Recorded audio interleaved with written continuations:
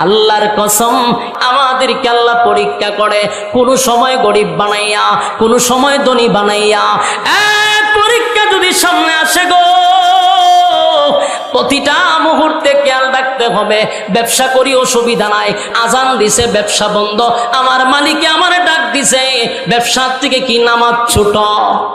আমার মালিক ডাক দিছে নামাজে চলে যাব, নামাজ শেষ ব্যবসা করব। চাকরি করি নামাজের সময় নামাজ পড়ব।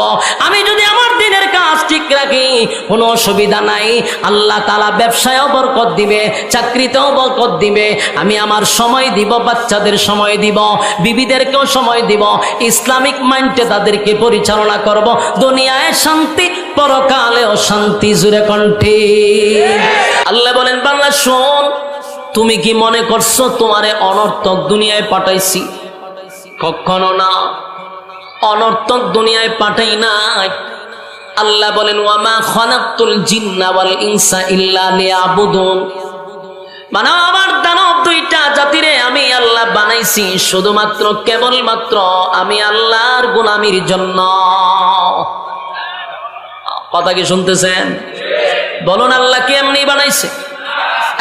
এক মালিক আমাদেরকে বানাইলো শুধুমাত্র কেবলমাত্র গোলামির জন্য, গোলামির জন্য। আল্লাহ বলেন, অনর্থক বানাই নাই, গোলামির জন্য বানাইছি। বান্দা, আমি যে তোরে বানাইলাম, একবার চিন্তা করে দেখ, তোর মাথার উপরে একটা দুইটা নয় 7টা আসমান আমি ঝুলাইয়া রাখছি। তোর পায়ের নিচে 7টা জমিন আমি আল্লাহ রেখে দিছি। আসমান, কোন আসমান আল্লাহ স্বর্ণ দিয়া বানাইছে, কোন আসমান হীরা মণি মুক্তা দিয়া বানাইছে, কোন আসমান আল্লাহ নূর দিয়া বানাইছে।